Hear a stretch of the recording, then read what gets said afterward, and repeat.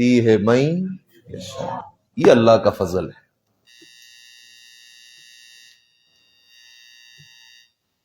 جب یہ دنیا کی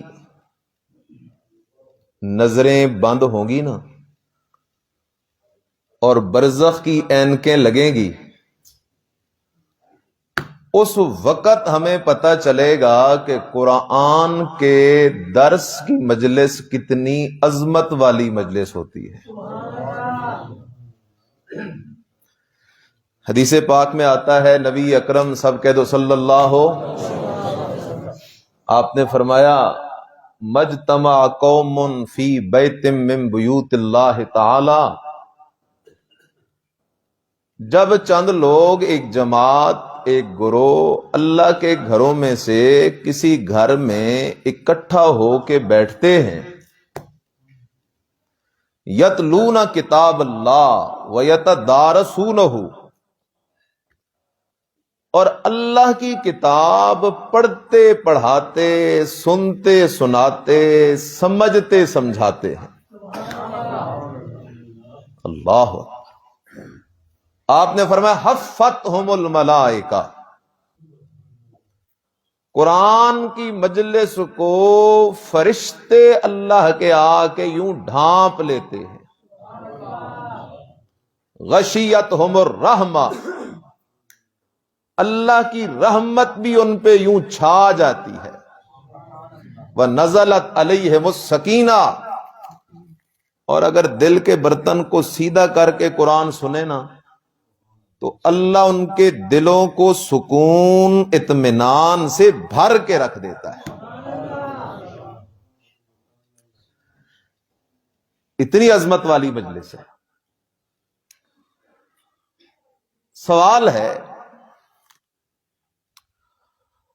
اللہ پاک نے قرآن کو نازل کیوں کیا؟ کیا اللہ پاک نے قرآن کو صرف اس لیے نازل کیا کہ قرآن کو چوم لو، جھگڑے ہوں تو قرآن پہ قسمیں اٹھا لو، بہن بیٹی کی رخصتی کا وقت آئے تو قرآن کیا سایہ اس کے سر پہ کر دو، یا مختلف رسم و رواج میں قرآن کو ایک آلہ بنا لو؟ قرآن کو کیا رب کریم نے صرف اسی لیے نازل کیا کہ رمضان المبارک کے مہینے میں اس کی کچھ تلاوت کر لو، شبینے پڑھ لو؟ قطعاً نہیں۔ قرآن تو کتاب انقلاب ہے۔ آپ کو میں ذرا پیچھے لے کے جاتا ہوں۔ قرآن کے نزول سے پہلے عرب کے حالات کیا تھے؟ ہر بندے کا اپنا خدا تھا، ہر بندے کا، کسی کا خدا لوہے کا، کسی کا خدا ستو کا، کسی کا خدا پتھر کا، ہر بندے کا اپنا خدا اپنی جیب میں ہوتا تھا۔ یہ حالات تھے، چھوٹی چھوٹی باتوں پہ دشمنیاں سال ہا سال چلتی رہتی، کفر و شرک اس معاشرے میں عام تھا، ظلم ناانصافی اس معاشرے میں عام تھی، اور بے حیائی کا حال یہ تھا کہ ایک عورت 10 مردوں سے زنا کرواتی، اور جب اسے بچہ پیدا ہوتا تو ان سب کو بلا کے کہتی یہ تیرا ہے، اور اسے ماننا پڑتا۔ یہ حال تھا ان کا کہ مرد خود اپنی بیویوں کو دوسرے مردوں کے پاس بھیجتے تاکہ میرے گھر میں اس کے نسل سے بچہ پیدا ہو۔ اتنے گرے ہوئے۔ اب سوال ہے، کفر، شرک، جہالت اور بے حیائی سے اٹے ہوئے اس معاشرے میں انقلاب کس کتاب سے آیا؟ تب انقلاب کس سے آیا تھا؟ اب بھی انقلاب کس سے آئے گا؟ مکے میں دو پارٹیاں تھیں، قرآن کے یار، قرآن کے دشمن۔ ابو جہل اینڈ پارٹی قرآن کے دشمن، ابو بکر اور سارے اصحاب قرآن کے نوکر۔ سیدھا سا معاملہ تھا۔ اللہ پاک نے فیصلہ کیا، دنیا کفر و شرک سے بھری ہوئی ہے، ناانصافی سے بھری ہوئی ہے، جہالت سے بھری ہوئی ہے، بے حیائی سے بھری ہوئی ہے، کیوں نہ دنیا کے اندر ایمان انصاف کا کوئی دیا روشن کیا جائے، دنیا کو نور ہدایت کے اجالے سے بھر دیا جائے۔ اللہ نے جس متکلم کا انتخاب کیا اس کا نام ہے محمد الرسول اللہ، اور جس تقریر کا انتخاب کیا اس کا نام قرآن ہے۔ بسم اللہ الرحمن الرحیم،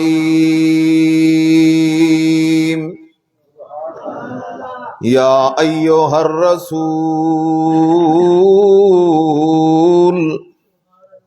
بلغ ما انزل الیک من ربک وَإِن لَّمْ تَفْعَلْ فَمَا بَلَّغْتَ رِسَالَتَهُ وَاللَّهُ يَعْصِمُكَ مِنَ النَّاسِ إِنَّ اللَّهَ لَا يَهْدِي الْقَوْمَ الْكَافِرِينَ۔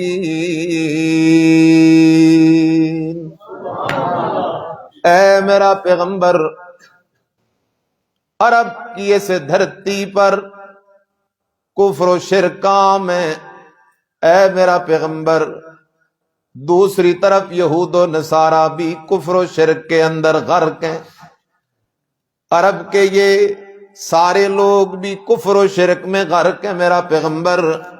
اب زبان تیری ہوگی، کلام میرا ہوگا میرا پیغمبر، تبھی دلوں کی دنیا میں انقلاب آئے گا۔ میرا پیغمبر، تیری زبان جیسی حسین زبان میں خدا نے بنائی کوئی نہیں۔ میرا پیغمبر، تیری زبان سے جو بات نکلتی ہے وہ ہدایت بنتی ہے۔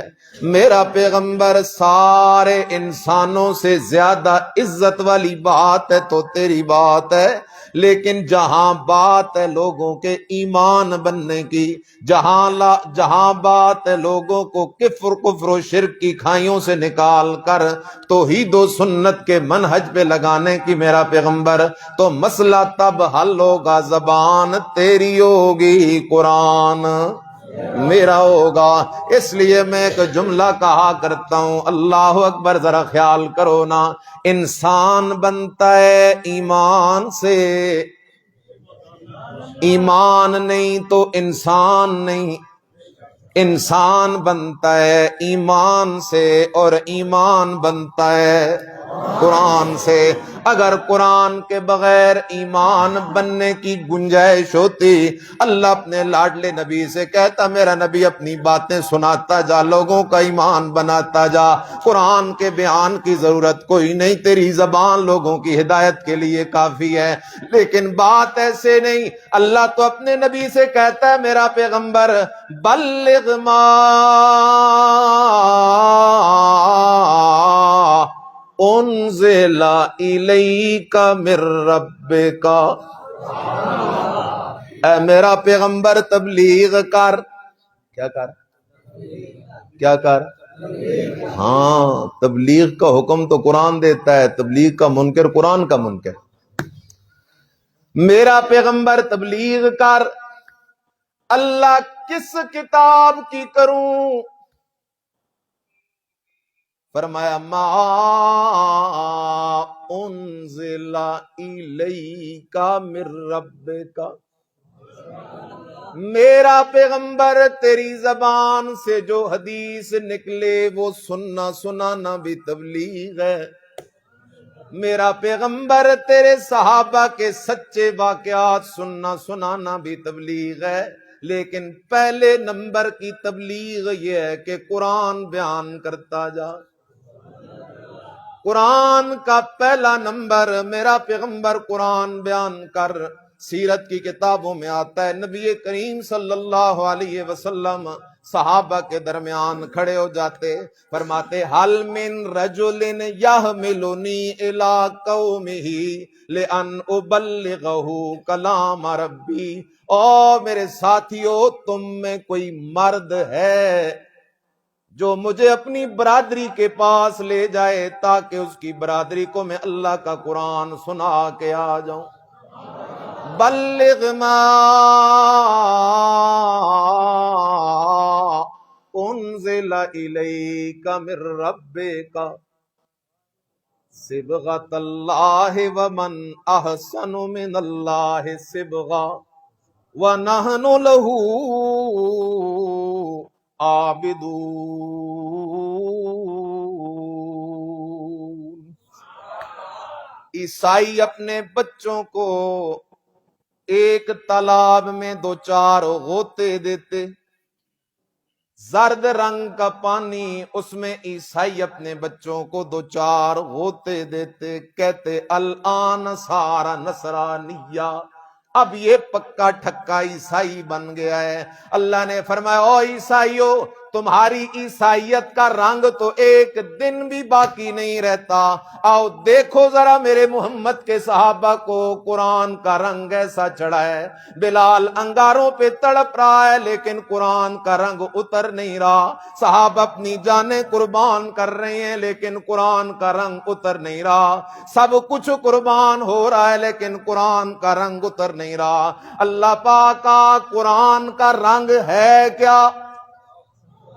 اللہ قرآن کا رنگ ہے کیا؟ فرمایا وَنَحْنُ لَهُ عابدون. جس بندے کو یہ مسئلہ سمجھ آ گیا کہ عبادت کا حقدار اکیلا کون ہے، سمجھو اس بندے پہ قرآن کا رنگ چڑھ گیا ہے. اور جسے یہ مسئلہ سمجھ نہیں آیا، قبروں پہ چکر لگائے جا رہا ہے، قبروں کو سجدے کر رہا ہے، قبر والے کو حاجت روا مشکل کشا داتا دستگیر گنج بخش سمجھ رہا ہے، قبر والے سے امیدیں لگا کے بیٹھا ہے، یا تو یہ کر سکتا ہے یا کروا سکتا ہے، دے سکتا ہے دلوا سکتا ہے، کھوٹی قسمتیں کھر سکتا ہے کروا سکتا ہے. اگر شرک والا رنگ موجود ہے تو قرآن سے کوئی تعلق نہیں. قرآن سے جوڑ کی بنیاد یہ ہے کہ نحن لہ عابدون. لوٹ آؤ ذرا یا ایھا الرسول بلغ ما انزل الیک من ربک. آپ جاگ رہے ہیں؟ اب سوال ہے آپ لوگ کیسے اندازہ لگائیں گے کہ محمدی تبلیغ کون کر رہا ہے؟ بازار میں جاتے ہو نا، ہر چیز چیک کرتے ہو نہیں کرتے ہو؟ یا دکاندار پہ اندھا ایمان لے آتے ہو؟ ہر چیز چیک کرتے ہو. اس لیے میرے عزیز، محمدی دعوت، محمدی مشن، محمدی منہج کی اگر پہچان کرنا چاہتا ہے، تجھے جو بندہ قرآن والا رستہ لگائے، قرآن سنائے، قرآن کا درس کرے، قرآن کا بیان کرے، سمجھ یہی بندہ آمنہ کے لال محمد الرسول اللہ کا سچا وارث ہے. سچے محمدی کی نشانی قرآن کھول کھول کے بیان کرنا ہے. اس لیے میرے مرشد محمد الرسول اللہ صلی اللہ علیہ وسلم سے مکے والے کافروں کا جھگڑا اور کسی بات میں نہیں تھا. مکے والوں کا جھگڑا میرے مرشد محمد الرسول اللہ صلی اللہ علیہ وسلم کے ساتھ صرف قرآن کے مسئلے میں تھا. وہ آ کے میرے مرشد سے کہتے تھے اے عبداللہ کے بیٹے محمد، تیری ہر بات ماننے کو تیار ہیں، تیری ہر بات تسلیم کرنے کو تیار ہیں، لیکن خیال کر ہماری بھی ایک بات مان لے. وہ کون سی بات ہے؟ وہ کہتے ائت بقرآن غیر ھذا او بدلہ، خیال کر جب تک تو قرآن کا مسئلہ چھوڑتا نہیں تیرا ہمارا جوڑ بن سکتا نہیں، اس لیے خیال کر قرآن کا مسئلہ چھوڑ دے اور سارا قرآن بھی نہیں، جب تو قرآن کھول کے کہتا ہے ما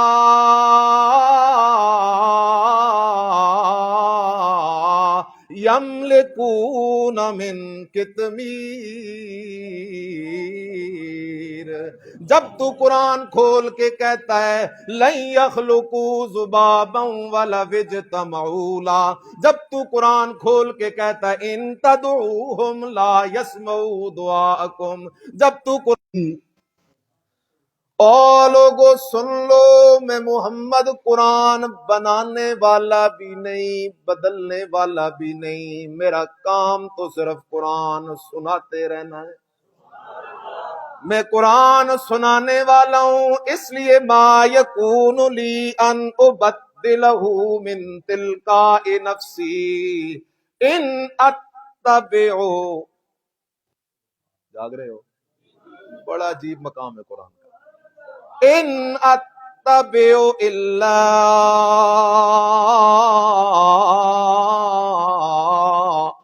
ما یوحی الی، سن لو لوگو سن لو، اگر سچے محمدی بننا چاہتے ہو تو میرا اعلان سن لو، میں محمد تورات کے پیچھے نہیں چلتا، انجیل کے پیچھے نہیں چلتا، زبور کے پیچھے نہیں چلتا، کسی نبی کے پیچھے نہیں چلتا، بلکہ میں تو سارے نبیوں کا امام نبی ہوں، لیکن ایک کتاب ایسی ہے جو محمد کی امام ہے اور میں محمد اس کتاب کا مقتدی ہوں، میں محمد کو بھی اس کتاب کے برابر کھڑا ہونے کی اجازت، اس کتاب سے آگے نکلنے کی اجازت، میرا اپنا اعلان ہے ان اتبع الا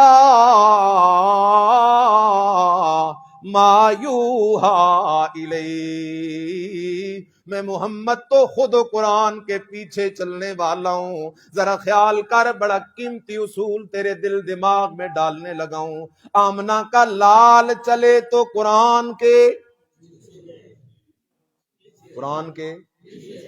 پیچھے، جب آمنہ کا لال قرآن کے پیچھے پیچھے تو پھر ہر روایت بھی قرآن کے پیچھے پیچھے، ہر حکایت بھی قرآن کے پیچھے پیچھے، ہر خواب بھی قرآن کے پیچھے پیچھے، ہر پیر بھی قرآن کے، ہر فقیر بھی قرآن کے، ہر مولوی بھی قرآن کے، ہر استاد بھی قرآن کے، ہر پیر طریقت بھی، ہر رہبر شریعت بھی، ہر قدوۃ الصالحین بھی، قدوۃ السالکین بھی، مسلمان رہنے کی شرط یہ کہ قرآن کے پیچھے چل، اگر قرآن کے برابر بھی کھڑے ہونے کی کوشش کی تو دل میں ایمان کی رتی بھی باقی کوئی نہیں رہے گی۔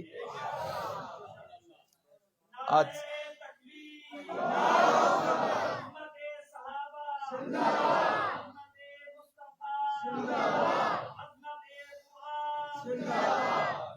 آج کے دور میں یہ بڑا مسئلہ ہے، اشاعت التوحید والے قرآن پیش کرتے ہیں، آگے سے لوگ روایت لے کے آ جاتے ہیں،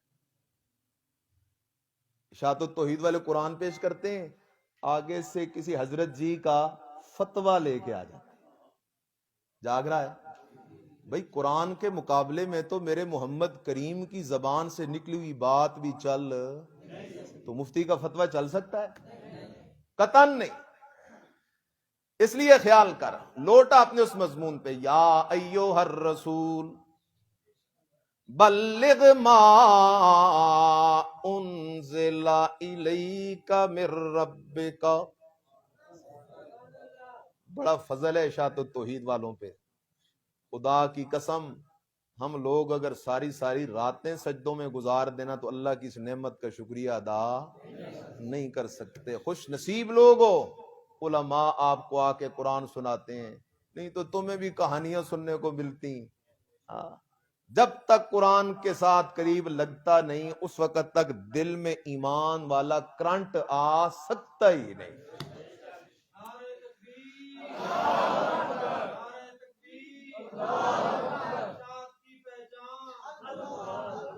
اللہ اکبر. اللہ کے پیغمبر ہیں، نام حضرت لوط علیہ السلام ہے. فرشتے آئے حضرت ابراہیم خلیل اللہ سلام اللہ علیہ کے پاس.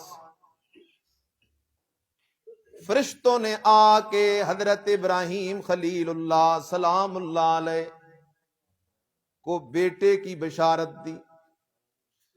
پھر پوچھا فرشتوں تمہارا اور کیا کام ہے؟ کہنے لگے اللہ کے نبی آج دوسری ڈیوٹی اللہ نے یہ لگائی ہوئی ہے، آپ کے بھتیجے حضرت نوح علیہ السلام کی قوم کو ہلاک کرنا ہے. اللہ کا قرآن کہتا ہے یجادلنا فی قوم لوط. ہمارے نبی حضرت ابراہیم نے ہمارے دربار کے اندر یجادلنا فی قوم لوط، لوط کی قوم کے بارے جاگ رہے ہو؟ یجادلنا لفظی معنی اللہ کہتا ہے ابراہیم اپنے بھتیجے لوط کی قوم کے بارے ہم سے جھگڑنے لگ گیا. اللہ سے کوئی جھگڑ سکتا ہے؟ کیا مطلب ہے جھگڑنے لگ گیا کا مطلب کیا ہے؟ مطلب یہ ہے ایسے مانگنے لگا ہم سے جیسے کوئی جھگڑا کر رہا ہوتا ہے. جس طرح نبی علیہ السلام نے اپنے چاچا ابو طالب سے کہا تھا نا، چاچا قل لا الہ الا اللہ اجادل لک عند اللہ. چاچا ایک دفعہ لا الہ الا اللہ پڑھ لے، میں اللہ کے ہاں تیرے لیے جھگڑا کر لوں گا. تو جھگڑا نہیں، اس کی مثال سمجھ لو. کوئی بندہ ہے سردار ہے، کوئی غریب فقیر بندہ اسے کہتا ہے سردار صاحب مجھے کچھ دے دو، وہ کہتا ہے نہیں، آگے چلا گیا. سردار صاحب کچھ دے دو، نہیں. سردار صاحب کچھ دے دو، نہیں. دروازے پہ چلا گیا، سردار صاحب نے دروازہ بند کیا، پھر دروازے پہ دستک، سردار صاحب آخر تنگ ہو کے سردار کہے گا یار تو نے تو مجھ سے لڑائی ڈال دی ہے. یہ مراد ہے. خیال کر لوٹا اپنے مضمون پہ. تو حضرت لوط علیہ السلام کی قوم کی ہلاکت کی ڈیوٹی لگا دی گئی. اب فرشتے حضرت ابراہیم علیہ السلام سے ہو کے نکلے نا، حضرت لوط علیہ السلام اپنے کھیتوں میں کام کاج کر رہے ہیں، اور دنیا دارالامتحان ہے. یہ دنیا مختلف رنگ اپنا اپنا کے بندے کے سامنے آتی ہے. خیر وہ فرشتے جب حضرت لوط علیہ السلام کے سامنے آئے تو حسین جمیل بے ریش لڑکوں کی شکل میں آئے. انہوں نے آ کے حضرت لوط علیہ السلام کو سلام کیا. حضرت نے سلام کا جواب دیا. دیکھتے ہی حضرت لوط علیہ السلام زبردست پریشان ہو گئے، کیونکہ اپنی قوم کی عادتوں کا اللہ کے پیغمبر کو پہلے سے پتا تھا. کوشش کی یہ مہمان جان چھوڑ جائیں، کسی اور علاقے کی طرف چلے جائیں. انہوں نے کہا نہ حضرت ہم تو آپ کے مہمان ہیں.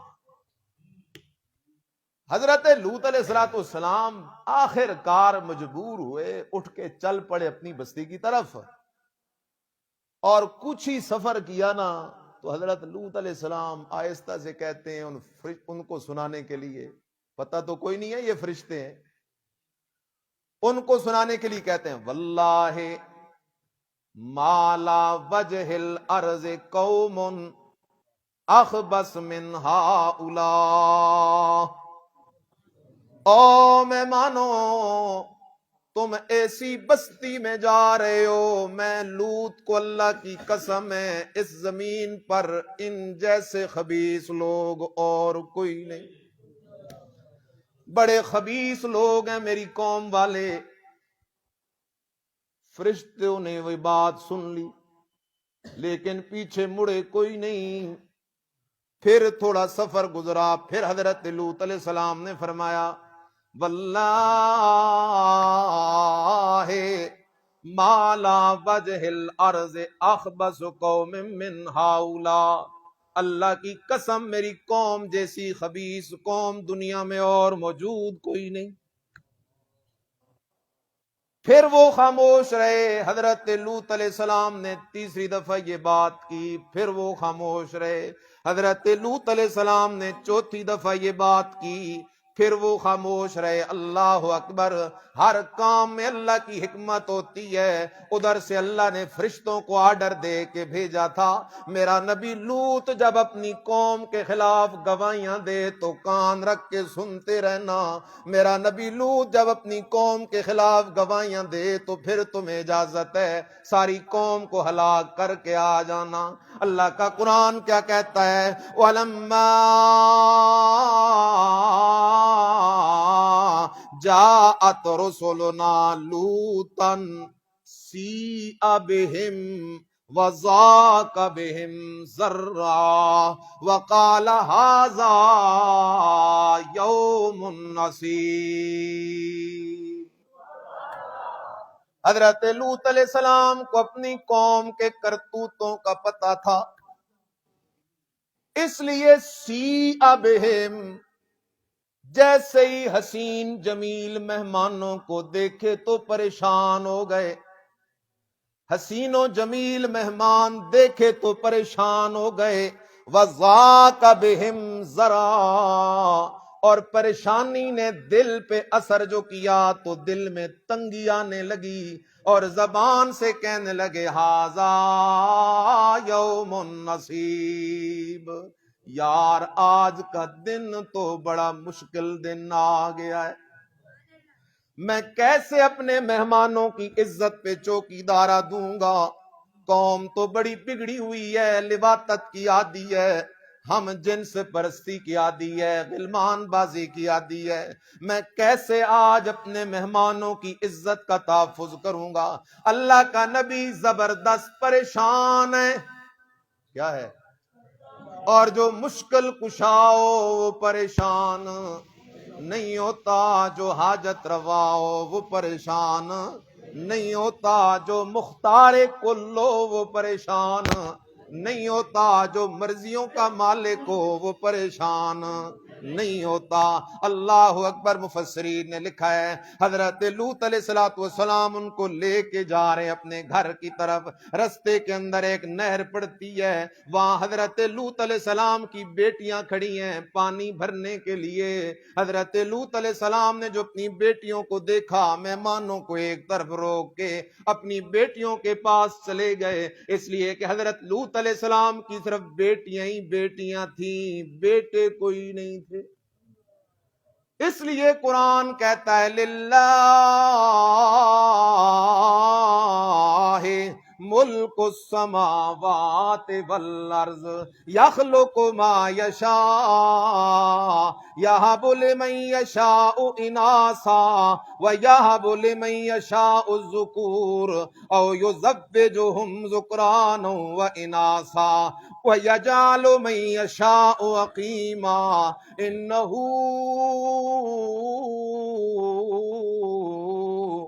علیم قدیر.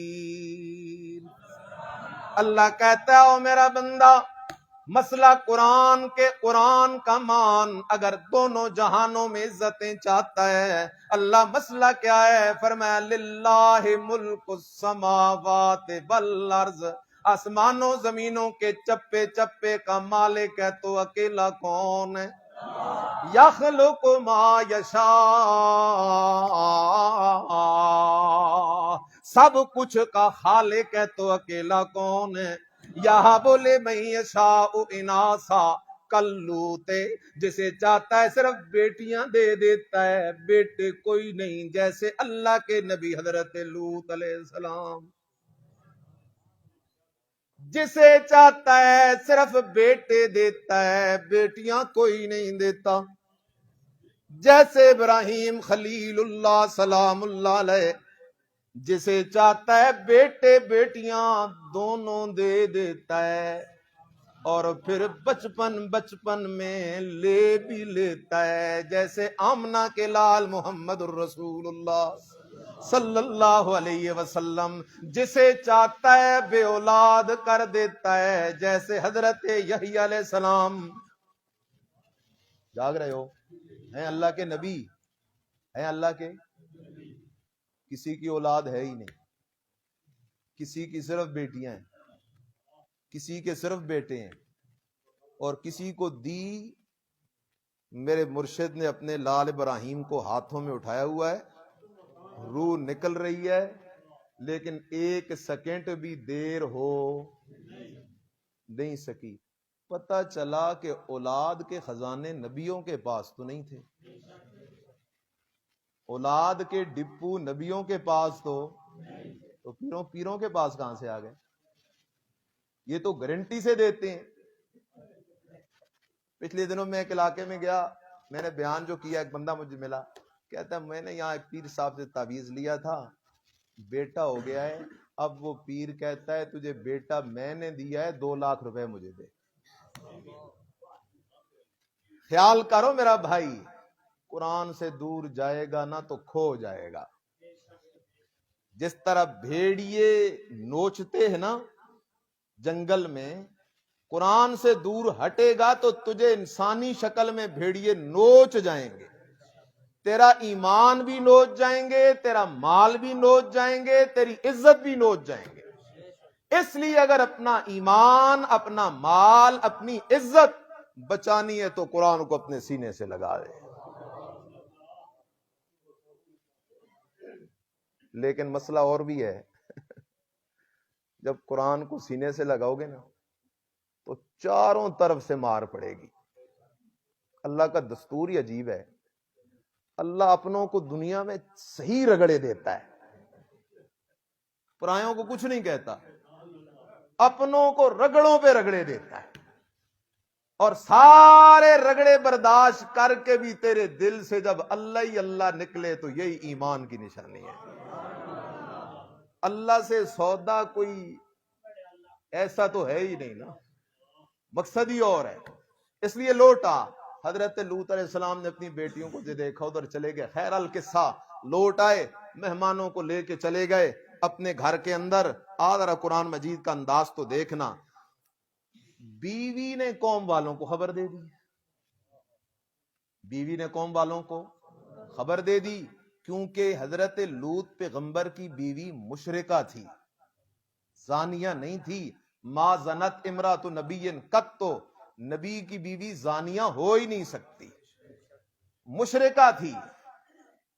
نوح علیہ السلام کی بیوی بھی مشرکہ اور لوط علیہ السلام کی بیوی بھی، کیونکہ پہلی شریعتوں میں مشرک سے ناطا جاری تھا، پہلی شریعتوں میں مشرک سے ناطا، لیکن قرآن نے اعلان کیا لا تنکحوا المشرکات، تو قرآن میں مشرک سے ناطا بھی ختم ہو گیا، کیونکہ اب توحید اپنی معراج کو پہنچ گئی ہے۔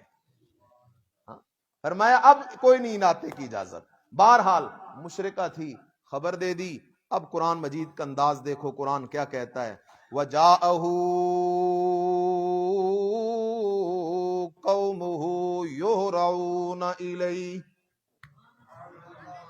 قوم والوں، عیاشوں کو، بدماشوں کو، بد کرداروں کو پتہ جو چلا آج لوط پیغمبر کے گھر حسین و جمیل مہمان آئے ہوئے ہیں، گدوں کی طرح دوڑتے دوڑتے حضرت لوط علیہ السلام کے دروازے پہ پہنچ گئے۔ اللہ کے نبی حضرت لوط علیہ السلام پریشان ہیں۔ قرآن کہتا ہے وَمِن قَبْلُ كَانُوا يَعْمَلُونَ السَّيِّئَاتِ، یہ کوئی نئی بات نہیں، ان کو پرانی یہ عادت اور لت پڑی ہوئی تھی۔ حضرت لوط علیہ السلام کے دروازے پہ آ کے کھڑے ہو گئے۔ اللہ اکبر، ذرا توجہ کر، ذرا تصور کے اندر اس جگہ چلا جا اور غور کر، نبی کتنا پریشان ہوگا۔ اندر مہمان بیٹھے ہیں، باہر دروازے پہ بدکار کھڑے آوازیں کس رہے ہیں کہ انہیں ہمارے حوالے کر۔ نبی کے مہمانوں کی عزت پہ بنی ہوئی ہے، آج تجھے مجھے بھی اپنے مہمان کی عزت عزیز ہے، ہم جان قربان کر دیتے ہیں، ساری تکلیفیں برداشت کر لیتے ہیں، لیکن مہمان کی عزت پہ حرف نہیں آنے دیتے. پھر نبی کی غیرت کے کیا کہنے, نبی کی مہمان نوازی کے کیا کہنے. اللہ کا نبی پریشان حال کھڑا ہے, باہر قوم والے کھڑے ہیں. اللہ کا نبی اتنا پریشان ہوا, اتنا بے بس ہوا, آخر اللہ کا نبی اپنی قوم والوں سے کہتا ہے, قال یا قوم ہؤلاء بناتی ہن اطہر لکم فاتقوا اللہ ولا تخزون فی ضیفی الیس منکم رجل رشید. او میری قوم والو خیال کرو, میرے مہمانوں کی عزت کو ضائع نہ کرو, تار تار نہ کرو. یہ میری بیٹیاں ہیں. دو خیال ہے مفسرین کے. بعض کہتے ہیں حضرت لوط علیہ السلام کہہ رہے ہیں ہؤلاء بناتی, تمہارے گھروں کے اندر جو تمہاری بیویاں ہیں وہ میری بیٹیاں ہیں, جاؤ نہ اپنی شہوت وہاں پوری کرو جو تمہارے لیے حلال ہیں. یا اللہ کے نبی کہہ رہے ہیں ہؤلاء بناتی, یہ جو میری اپنی نسبی بیٹیاں ہیں, اگر چاہتے ہو تو میں ان کا نکاح کروا دیتا ہوں, لیکن میرے مہمانوں کی عزت پہ ہاتھ نہ ڈالو. حضرت لوط علیہ السلام پریشان ہیں, فرشتے بیٹھے یہ سارا منظر دیکھ رہے ہیں. جواب دے گا. اگر حضرت لوط پیغمبر عالم الغیب ہوتے تو پریشان ہونے کی ضرورت کوئی نہیں تھی. اگر اللہ کے پیغمبر حضرت لوط عالم الغیب ہوتے, پہلے سے جان لیتے یار یہ تو ہیں ہی فرشتے, اللہ کی طرف سے بھیجے ہوئے ہیں, قوم کو ہلاک کرنے کے لیے بھیجے ہوئے ہیں, اور صبح صبح تک ساری قوم نے ہلاک ہو جانا ہے, تو اللہ کے پیغمبر حضرت لوط علیہ السلام کو پریشان ہونے کی ضرورت نہیں تھی. اس لیے پہلا مسئلہ یاد کر, عالم الغیب ذات ہے تو صرف کس کی ذات ہے؟ ولیوں کی ولایت برحق ہے, نبیوں کی نبوت برحق ہے. جس کے دل میں ولی کا ادب نہیں وہ مسلمان تو چھوڑ انسان کا بچہ نہیں, جس کے دل میں نبیوں کا پیار نہیں مسلمان تو چھوڑ انسان کا بچہ نہیں. لیکن خیال کر, ولی ولی ہے, نبی نبی ہے, خدا ہے. ولی ولی ہے, نبی نبی ہے, خدا ہے, ولی ولی ہے. 309 سال سوئے رہے, کذالک باسناہم, 309 سال غار میں سوئے رہے. 309 سال کے بعد اللہ نے ان ولیوں کو جگایا, جا کے بیٹھ گئے. قال قائل منہم کم لبستم, سوال کرنے والا بھی ولی, جواب دینے والا بھی ولی. حوالہ ذالک الکتاب لا ریب فیہ. کتنا عرصہ یار اس غار میں گزارے بیٹھے ہو. قالو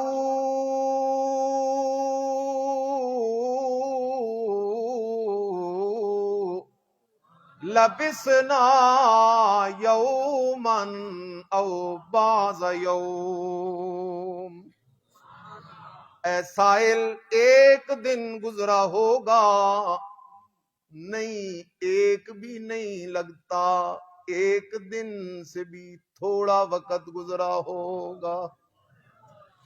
حالانکہ گزر گئے 309 سال. قرآن تجھے سمجھا رہا ہے ولی ولی ہیں, خدا نے کہا بل لبثوا فی کہفہم ثلاثمائۃ سنین وازدادوا تسعا. او ولیو بات ایک دن کی نہیں، ایک ہفتے کی نہیں، ایک عشرے کی نہیں، ایک سال کی نہیں، 10 سال کی نہیں، ایک صدی کی نہیں، 2 صدیوں کی نہیں، 3 صدیوں کی نہیں، بلکہ تم اس غار میں 309 سال گزارے بیٹھے ہو، جاگ رہے ہو۔ موت بھی نہیں، نیند ہے۔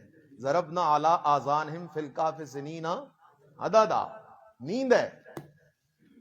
اور قبر میں بھی نہیں، غار میں اوپر ہیں، زمین پر سورج آ رہا ہے، اللہ اپنی قدرت سے سورج کو یوں پھیر کے لاتا ہے تاکہ ان کے بدن پر سورج کی گرمی پڑتی رہے۔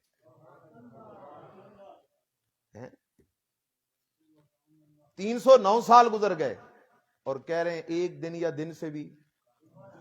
پتہ چلا ولی سو جائے نا تو اسے جہان کے حالات کا پتہ، وہ سنتا، جانتا، دیکھتا، تو جب سو جائے تو نہیں، مر جائے تو ہاں۔ یہ بڑا مسئلہ ہے۔ ایک بندہ تھا، اس کی ملاقات ہو گئی ایک مرید سے، اندھے مرید سے۔ مرید گیا پیروں کے پاس، دوپہر کو غریب گیا پیدل چل چل کے، پیر صاحب سو رہے تھے، زور کی نماز گئی پیر سو رہا ہے، عصر کی بھی گئی پیر سو رہا ہے۔ آخر اس نے کہا چل یار پیر صاحب سے ملاقات آج کوئی نہیں ہونی، چل واپس چلیے۔ واپس اپنی بستی کے داخل جب پہنچا نا، داخل ہونے لگا بستی میں، تو وہاں بستی کے داخلی مقام پہ کوئی توحیدی کھڑا تھا۔ اس توحیدی نے پوچھا یار کدھر سے آ رہا ہے؟ اس نے کہا یار پیروں سے ملنے گیا تھا۔ اچھا پھر ملاقات ہوئی ہے؟ نہیں یار سو رہے تھے۔ تو توحیدی نے کہا سو رہے تھے تو کیا ہوا، بات کرنی تھی ان سے؟ اس نے کہا یار میں کہہ رہا ہوں سو رہے تھے، تو کہتا ہے بات کرنی تھی۔ تو توحیدی نے ذرا اور زور دے کے کہا او یار بات کرنی تھی، سو رہے تھے تو کیا ہو گیا؟ اس نے کہا یار تیرا دماغ خراب ہے، میں کہہ رہا ہوں سو رہے تھے۔ اس نے پھر کہا یار بات تو کرنی تھی۔ اس نے کہا تو میرا پاگل ہی لگتا ہے یار، میں کہہ رہا ہوں سو رہے تھے۔ جب لوہا گرم ہوا نا، اوپر سے توحیدی نے پھر ضرب لگائی، جب سو رہے تھے تو تیری نہیں سنتے، جب مر جائیں تو کیسے تیری سنتے ہیں پھر؟ اب اسے پتا چلا یار پاگل یہ نہیں، پاگل میں ہوں۔ اب اسے پتا چلا، اس لیے لوٹا۔ ولی ولی ہیں، نبی اللہ اکبر، ولی ولی ہیں، خدا نبی نبی ہیں، خدا اللہ۔ او کالذی مر علی قریۃ وہی خاویۃ علی عروشہا۔ اللہ کے نبی حضرت عزیر علیہ السلام کا گزر ہو رہا ہے ایک بستی پر۔ عزیر علیہ السلام نے جو دیکھا، بستی ویران پڑی ہے، اجڑی پڑی ہے، برباد پڑی ہے۔ ایک دم حضرت عزیر علیہ السلام کہنے لگے انا یحیی ھذہ اللہ بعد موتہا۔ اللہ پاک کا اس برباد اجڑی بستی کو دوبارہ تو کیسے آباد کرے گا؟ مسئلہ یاد کر، آئندہ کے حالات کو جاننے والا ہے تو اکیلا کون ہے؟ اگر حضرت عزیر اللہ کے پیغمبر کو پتا ہوتا یہ سوال اتنا مہنگا پڑے گا، اللہ مجھے 100 سال کے لیے موت دے دے گا، تو اللہ کے نبی حضرت عزیر یہ سوال کرتے ہی کوئی نہیں۔ اسی طرح اصحاب کہف کو اگر پتا ہوتا ہم غار میں جو داخل ہو رہے ہیں 309 سال اندر سونا پڑے گا، وہ باہر بارش میں رات گزار لیتے، آندھی طوفان میں رات گزار لیتے، اس غار میں کبھی قدم بھی نہ رکھتے۔ اس لیے خیال کر، آئندہ کے حالات کو کوئی نبی نہ جانے، کوئی ولی نہ جانے، آئندہ کے حالات کو جاننے والا ہے تو اکیلا کون ہے؟ انا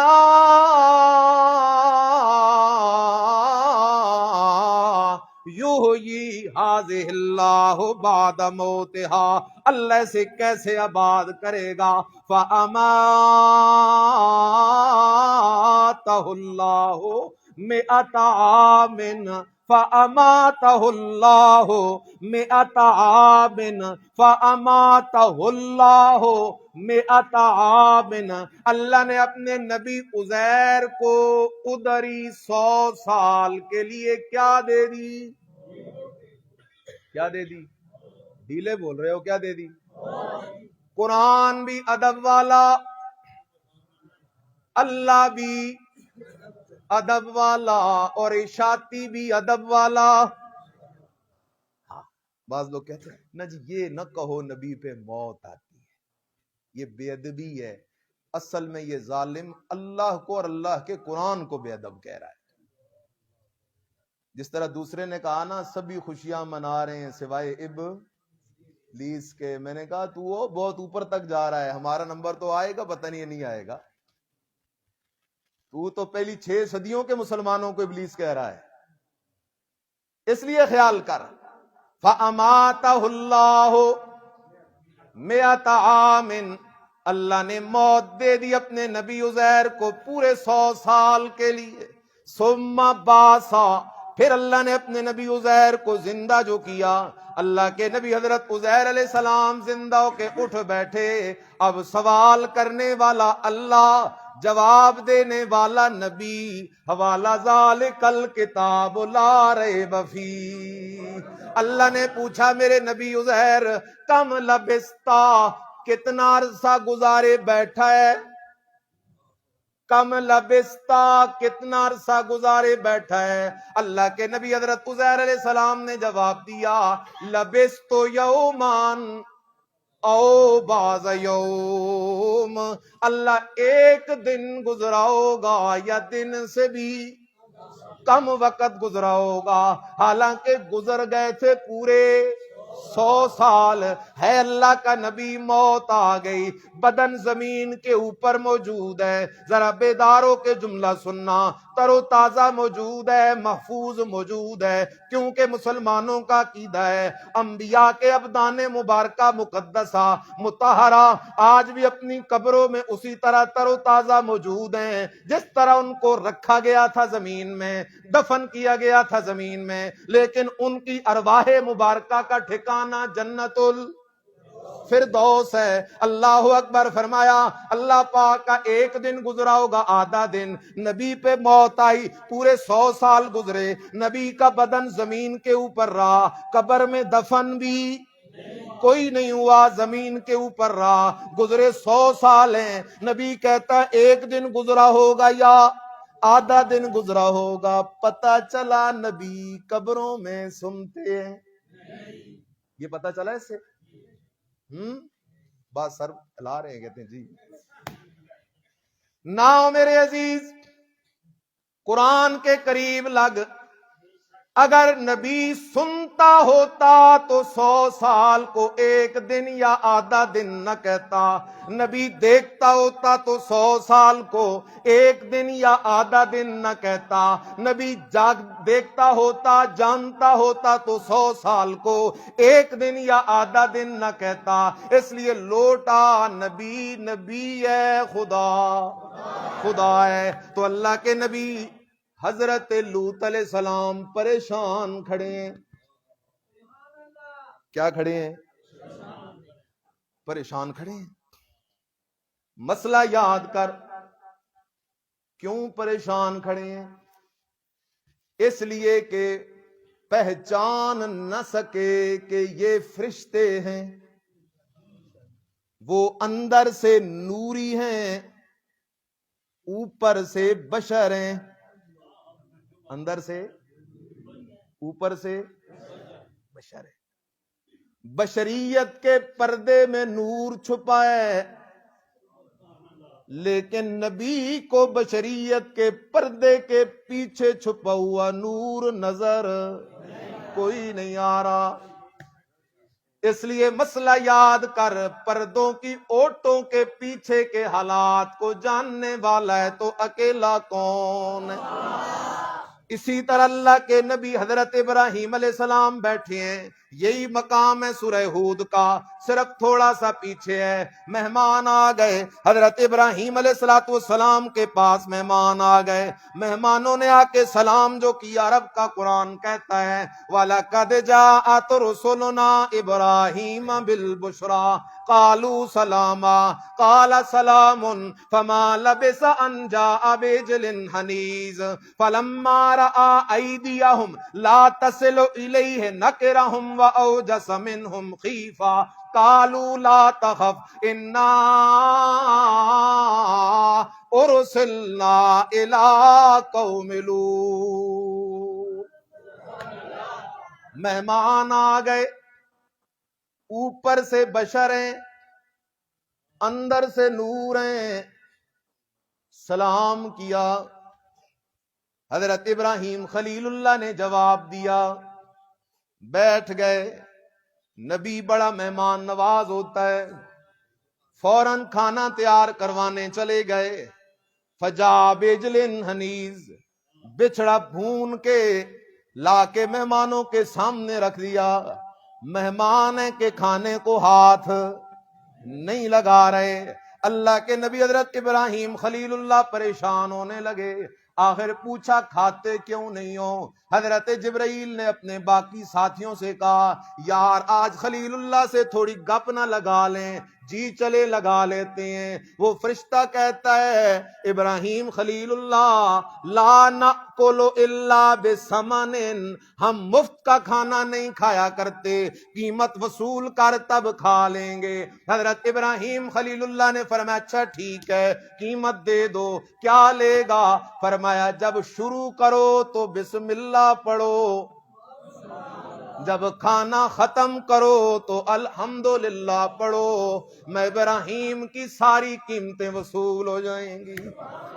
وہ فرشتے ایک دوسرے کو پلٹ کے دیکھ کے کہتے ہیں یار واقعی یہ خلیل اللہ ہونے کا حقدار ہے، واقعی یہ خلیل اللہ ہونے کا حقدار ہے۔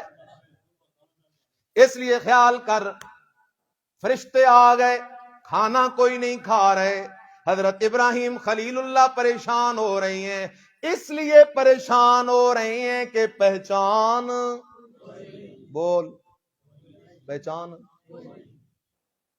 پھر ہمارے نادان دوست کو کس نے پٹی پڑھائی؟ کہتا ہے جب تو میرے پیروں کے پاس جائے نا تو تو نے کچھ بھی نہیں بتایا نا، ہمارے پیر سب کچھ جانتے ہیں۔ ابراہیم خلیل اللہ تو جان نہ سکے، حضرت لوط پیغمبر تو جان، بی بی مریم تو جان، فتمثل لہا بشرن سویا تھا، فرشتہ انسانی لبادے میں تھا۔ بی بی مریم پریشان ہو گئی، انی اعوذ بکا، کس طرح آتا ہے انی اعوذ،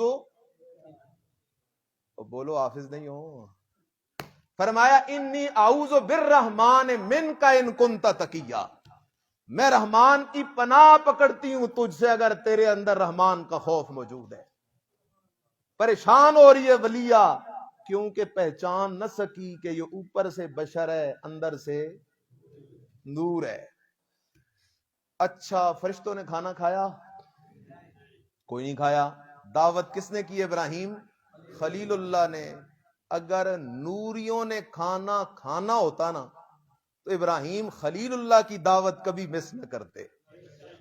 اس لیے مسئلہ یاد کر، کھانا وہی کھاتا ہے، یا وہ جن ہوگا یا وہ بشر ہوگا۔ نوری یہ ہمارے والے کھانے نہیں کھاتے، اور سارے نبی کھانا کھایا کرتے تھے، سارے نبی کھانا کھایا کرتے تھے، اس لیے سارے نبی بشر تھے۔ خیال کر، خیال کر، نبیوں کا دادا کون ہے؟ حضرت آدم علیہ السلام، اور آپ کا دادا ایک ہی دادا ہے نا۔ اب ایک دادے کی آدھی اولاد نور ہو آدھی بشر ہو سکتا ہے؟ یہ ایسے ہو دادا ایک ہو آدھی اولاد گجر آدھی عوان، دادا ایک ہو آدھی اولاد گجر آدھی سید آدھی عوان آدھی فلاں آدھے فلاں، ہو سکتا ہے ایسے؟ جس دادے کی اولاد ہوگی تو ساری ایک ہوگی، تو اس لیے آدم کی ساری اولاد یا نوری ہوگی یا کیا ہوگی؟ بشر ہوگی. اب جسے ضد ہے کہ نبی نور ہیں بشر نہیں، تو ہم کہتے ہیں تو بھی نور ہے. اور نور بنگلوں میں نہیں رہتے، نوروں کی دکانیں، مارکیٹیں، زمینیں، کارخانے، نوریوں کے پاس گاڑیاں نہیں ہوتی، نوری یہ کھانے وغیرہ سب کچھ ہمارے حوالے کرو، نکلو کسی دوسرے علاقے میں جاؤ. اس لیے لوٹ آ، ذرا خیال کر بات کو سمجھ. تو حضرت لوط علیہ السلام پہچان نہ سکے. آخر جو فرشتوں نے دیکھا نا کہ اللہ کا پیغمبر لوط بڑا ہی پریشان ہے، بڑا ہی دکھی ہے، بے بس ہے، بگڑی ہوئی قوم سے پالا پڑا ہوئے اللہ کے پیغمبر کا. اس لیے حضرت لوط علیہ السلام بول پڑے اللہ اکبر. اپنی قوم کو پیشکش کی ہاؤلائے بناتی. فرشتے یہ سب کچھ دیکھ رہے ہیں، دیکھ رہے ہیں، دیکھ رہے ہیں. آخر وہ فرشتے کھڑے ہوئے. حضرت لوط علیہ السلام نے ایک اور بات بھی کی تھی نا، قال لو ان لی بکم قوتا او آوی الی رکن شدید. او قوم والو، کاش آج میرے پاس طاقت ہوتی تو میں تمہیں تیس نیس کر دیتا، اپنے مہمانوں کو تحفظ دیتا. یا ہائے کاش کوئی میرے پاس مضبوط جتھا ہوتا، قبیلہ ہوتا، آوی الی رکن شدید. حدیث میں آتا ہے نبی علیہ السلام نے فرمایا میرا بھائی لوط جو تھا اس نے واقعی رکن شدید کی طرف رجوع کیا تھا. اور نبی علیہ السلام فرماتے ہیں رکن شدید سے مراد اللہ کی ذات ہے. اس گھڑی میں بھی اللہ کے پیغمبر حضرت نوح علیہ السلام نے رابطہ اور رجوع کیا تو کس کی طرف کیا؟ قالوا یا لوط انا رسل ربک لن یصلوا الیک فاسر باہلک بقطع من اللیل ولا یلتفت منکم احد الا امرأتک انہ مصیبها ما اصابهم ان موعدهم الصبح الیس الصبح بقریب.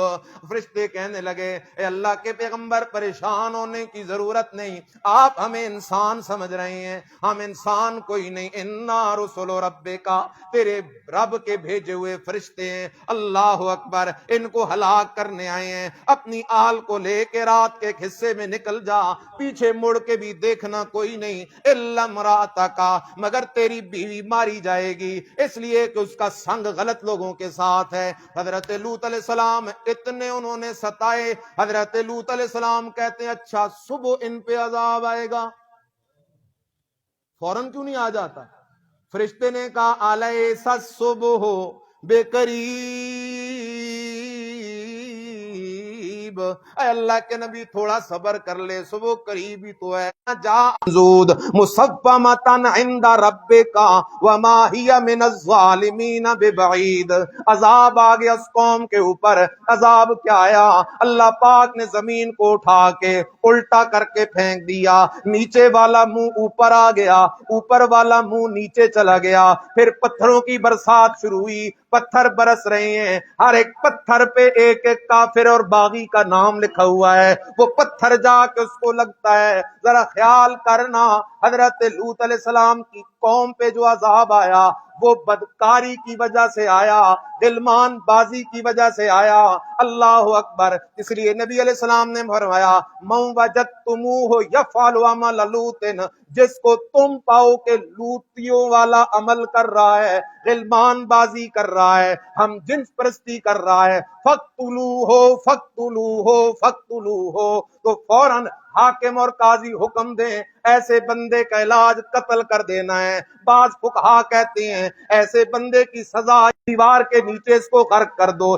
اس کو مار دو. اللہ اکبر. میرے عزیز خیال کر، حدیث میں آتا ہے اللہ اکبر، حدیث قدسی ہے، اللہ کہتا ہے جب میرا بندہ زنا کرنے لگتا ہے اس وقت میں خدا کو بڑی غیرت آتی ہے.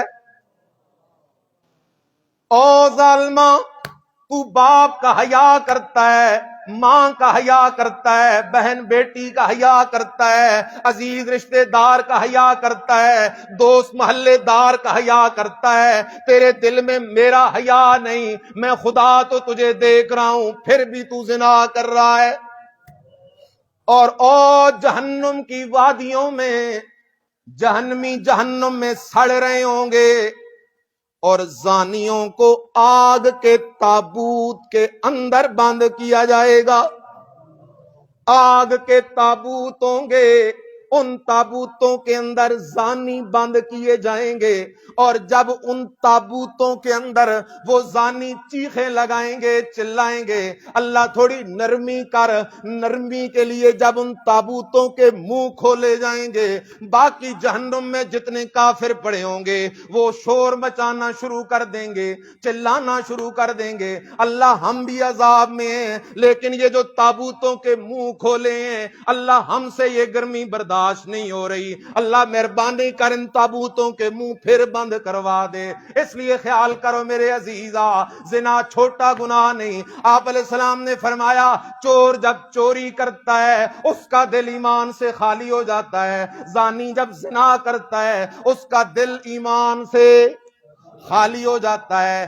ایک بندہ آیا نبی علیہ السلام کے پاس آ کے بیٹھ گیا، اللہ اکبر، اور نبی علیہ السلام سے کہتا ہے میں اسلام قبول کرنے کو تو تیار ہوں لیکن آپ صرف مجھے زنا کی اجازت دے دیں۔ کس کی اجازت دے دیں؟ صحابہ تڑپ گئے اسے پکڑیں، لیکن وہ تو نبیوں کا امام ہے، فرمایا چھوڑ دو اسے، قریبا قریبا۔ جب قریب آیا فرمایا کیا تو پسند کرتا ہے تیری ماں کے ساتھ کوئی زنا کرے؟ وہ بندہ تڑپ گیا، نہ اللہ کے رسول مجھ سے یہ برداشت نہیں ہوتا، کیا تو پسند کرتا ہے تیری بہن سے کوئی زنا کرے؟ پھر تڑپا، کیا تو پسند کرتا ہے تیری بیٹی سے کوئی زنا کرے؟ پھر تڑپا، فرمایا جب تو اپنی ماں بہن بیٹی کے لیے پسند نہیں کرتا تو جس کی طرف تو رخ کرتا ہے وہ بھی کسی کی ماں بہن اور بیٹی ہی ہوتی ہے۔ اور آخری بات میرے مرشد نے فرمایا اللہ نے اپنے اوپر یہ بات لازم کر دی ہے، زانی بندے کو 2 سزائیں ضرور دے گا۔ کتنی سزائیں؟ ایک اس کے چہرے کا نور اللہ چھین لیتا ہے، اور دوسرا اللہ اس پہ فقر لے کے آتا ہے، فقر لے کے آتا ہے، مربوں کا مالک ہوگا، سب کچھ اڑا کے بھکاری بن کے پھر رہا ہوگا، اللہ اس کو فقر کی مار دے دیتا ہے۔ اس لیے اصل جو چیز ہے جس کے ذریعے مکہ کی اس بستی میں انقلاب برپا ہوا تھا اس کا نام قرآن ہے۔ اس لیے اللہ نے اپنے رسول سے فرمایا یا ایھا الرسول بلغ ما انزل الیک من ربک وان لم تفعل فما بلغت رسالتہ۔ میرا پیغمبر جو قرآن نہ سنایا نا تو پھر رسالت کا حق ادا نہیں ہوگا۔ فرمایا میرا پیغمبر قرآن بیان کر، اگر تیرے ساتھ سردار نہیں ہے، چودھری نہیں ہے، وڈیرے نہیں ہے، پریشان نہ ہو، واللہ یعصمک من الناس، میں خود خدا جو تیرے ساتھ ہوں میرا پیغمبر۔ اس لیے قرآن والوں کے ساتھ کون ہے؟ تو پھر کسی اور کی ضرورت ہے ہمیں؟ واللہ یعصمک من الناس، میں خدا تیرے ساتھ ہوں۔ تو تب بھی انقلاب قرآن سے آیا تھا، اب بھی انقلاب قرآن سے آئے گا۔ جتنے حاضرین ہیں عہد کرو کہ ہم پکے قرآن کا درس جہاں بھی ہوگا اس میں بیٹھیں گے انشاءاللہ۔ یہ علماء آپ کے محسن ہیں جو آپ کو قرآن سناتے ہیں، یہ علماء آپ کے محسن ہیں، نہیں تو یہ بھی اپنا وقت گزاریں، آپ سے صرف دنیا کا مفاد حاصل کریں، لیکن نہیں، انہوں نے سب کچھ کو پیچھے کر دیا ہے، قرآن کو آگے کر دیا ہے۔ آخری بات کرنے لگا ہوں، ایک دن حضرت فاروق اعظم رضی اللہ تعالیٰ عنہ نبی علیہ السلام کے حجرے میں گئے، آپ علیہ السلام کھجور کی چھال سے بنی ہوئی چٹائی پہ لیٹے ہوئے تھے، کھجور کی چھال سے بنی ہوئی چٹائی پہ، مسافر ہے نا ہم دنیا میں، اور حضرت فاروق اعظم نے ایک کیفیت جو دیکھی نا، تڑپ گئے، رونے لگے. فرمایا عمر کیوں روتا ہے؟ فرمایا اللہ کے رسول آپ کی یہ زندگی ہے اور ایک طرف کیسر و کسرا کے محلات ہیں. فرمایا کیا تو راضی نہیں ہے وہ دنیا میں مزے کریں اور ہم جا کے جنت میں مزے کریں؟ اس لیے خوش نصیب لوگ و موحدین اور میرے علماء بھائی، ہم سارے خوش نصیب ہیں، دنیا ککھ بھی نہیں. میرے مرشد نے فرمایا اگر اللہ کے نزدیک دنیا کی حیثیت مچھر کے پر جتنی ہوتی ہے نہیں، ہوتی ہے نہیں، اس کے پیچھے اپنا ہم نے کیا آخرت برباد کرنی ہے. اس لیے ہمیں اللہ پاک نے صحیح مشن دیا ہے قرآن کا اور نبی علیہ السلام کی صحیح سنت کا. اللہ ہمیں اس مشن پہ قائم اور دائم رکھے. اللہ ہماری زبانوں اور دلوں کو قرآن سے روشن رکھے. جو کچھ کہا سن اللہ اس پہ ہم اب سب کو عمل کی توفیق نصیب فرمائے. آخر دعوانا الحمدللہ رب العالمین. الحمدللہ رب العالمین والعاقبۃ للمتقین والصلاۃ والسلام علی خیر خلق محمد و آلہ.